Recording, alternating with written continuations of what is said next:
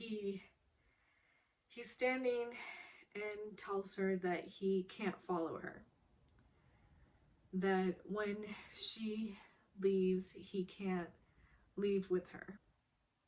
His eyes are turning red and he's trying not to actually just full on cry, as I was trying very hard not to full on cry. And so he just asks her to do him this favor, just let him stay by her side, and he'll only help when she needs help, and other than that it will be like he's invisible, like he's not there. He'll be quiet as a mouse.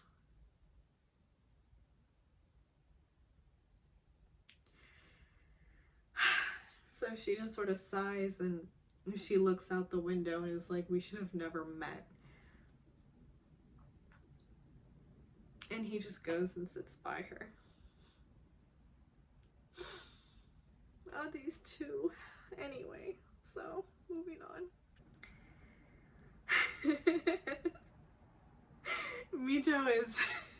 Mito's trying to appear excited.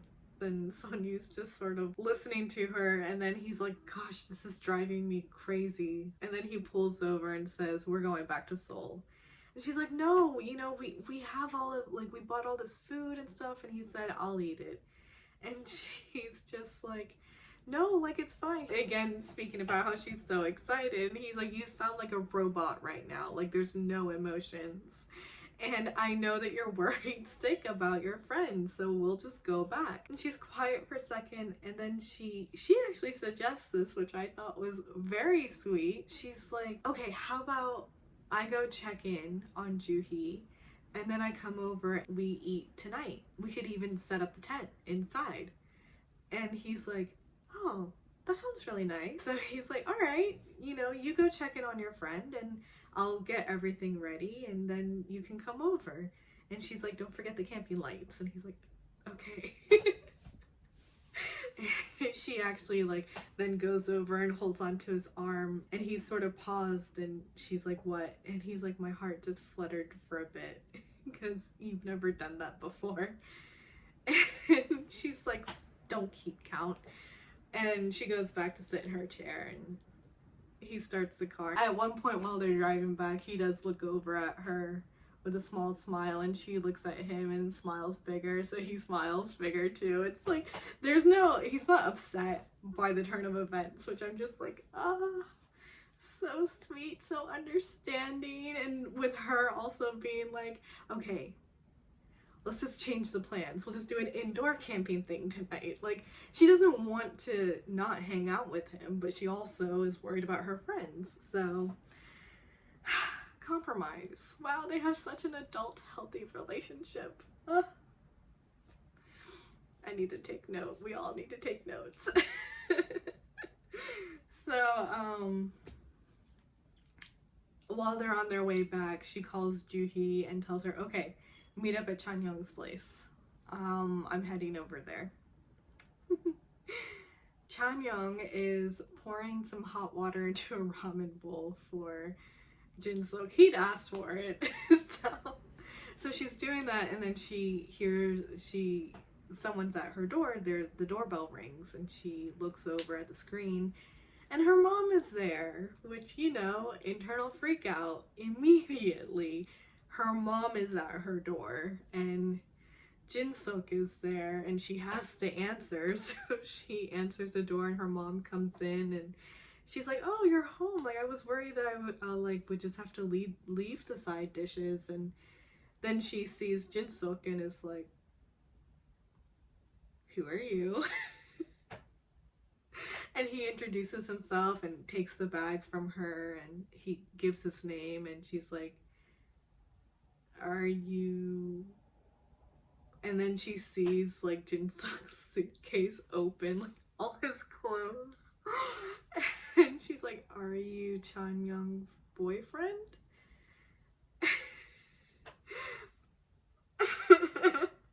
And he's just sort of like, I'm trying to convince her to like me. which her mom just finds cute. So she comes in further and sees that he's having ramen, and she's like, no, like, I'll cook you something. And he's, trying to stop her and say that's not necessary. She's like, oh, please just sit down. And she gets Chanyeong to sit down. Chanyeong's catching Jin-suk's eye and is like, you know? So,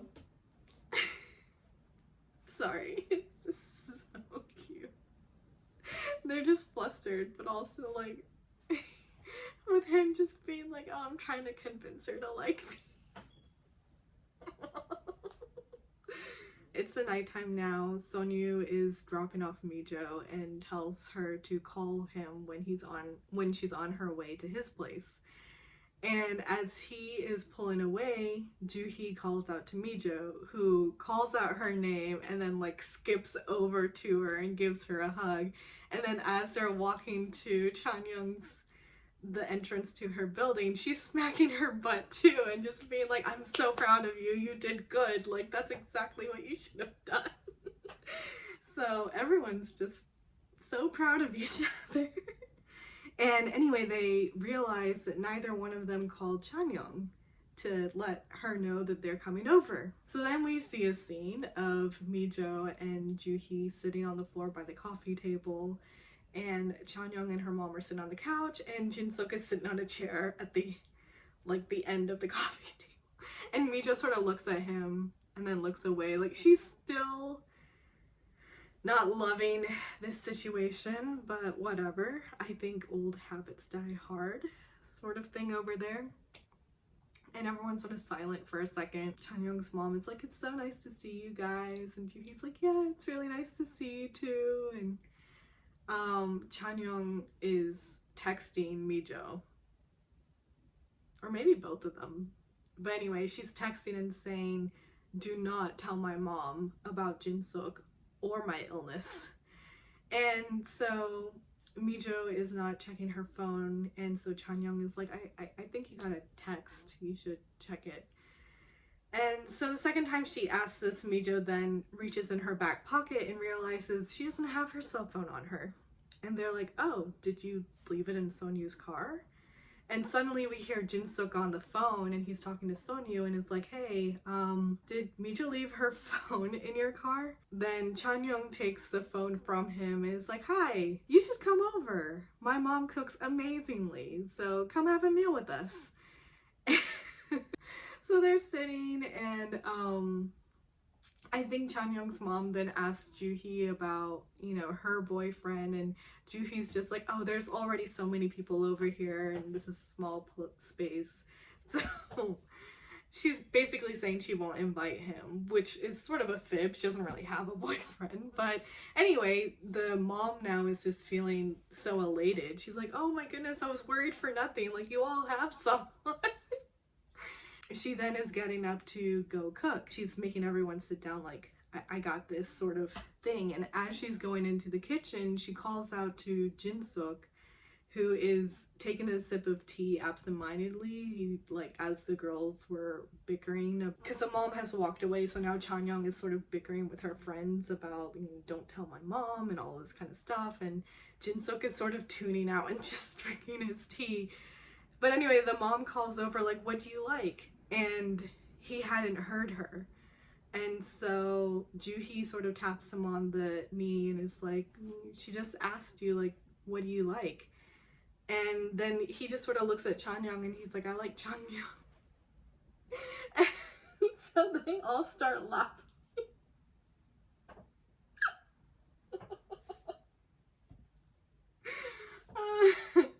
And he's just completely sort of lost in that moment. But anyway, we see Sonyu, he's checking his car, and Mijo's phone is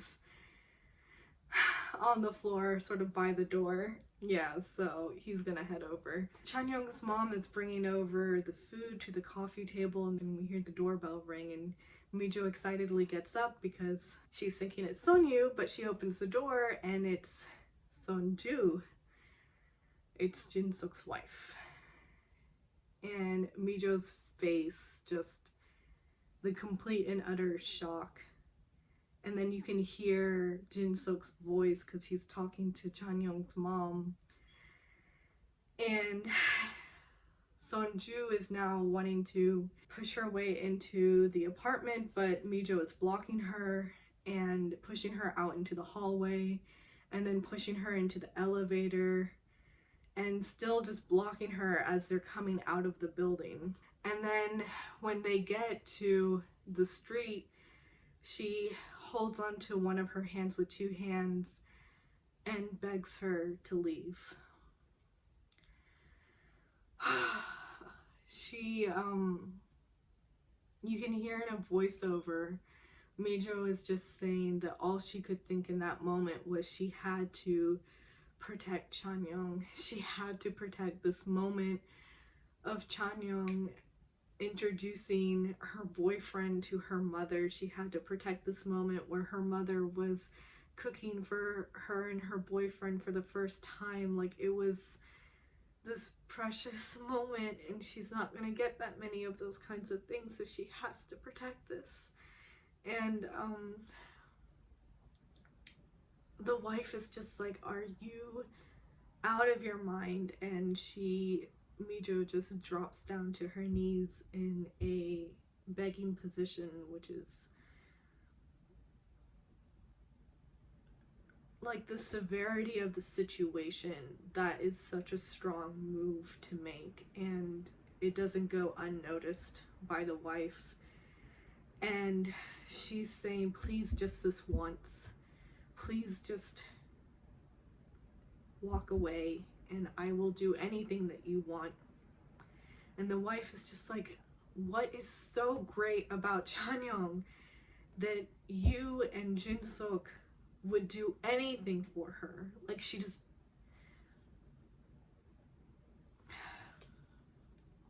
And then she looks down at Mijo and sees that Mijo has come out, like, without her shoes even.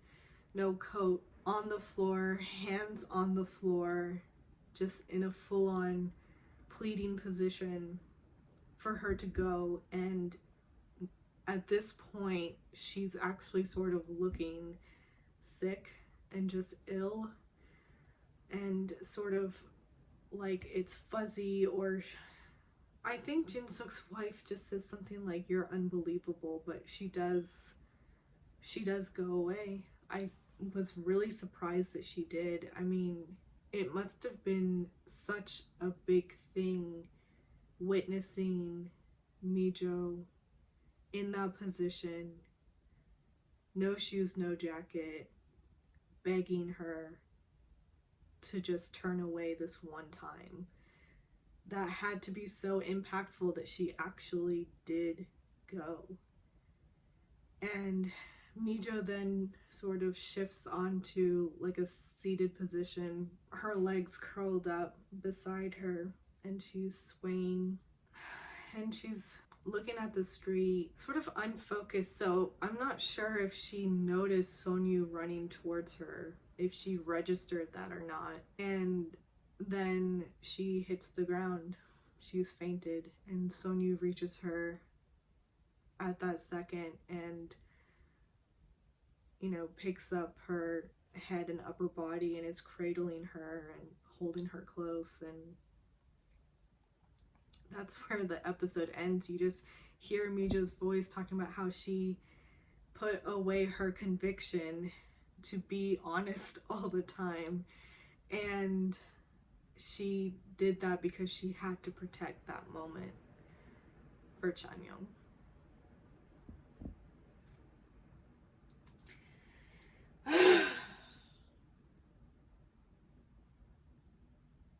God, this drama.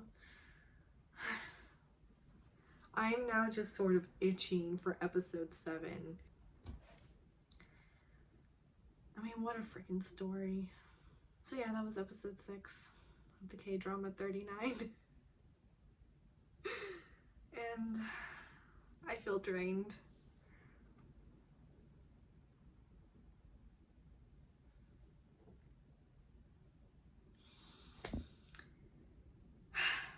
Yeah, that's about it. Toodles.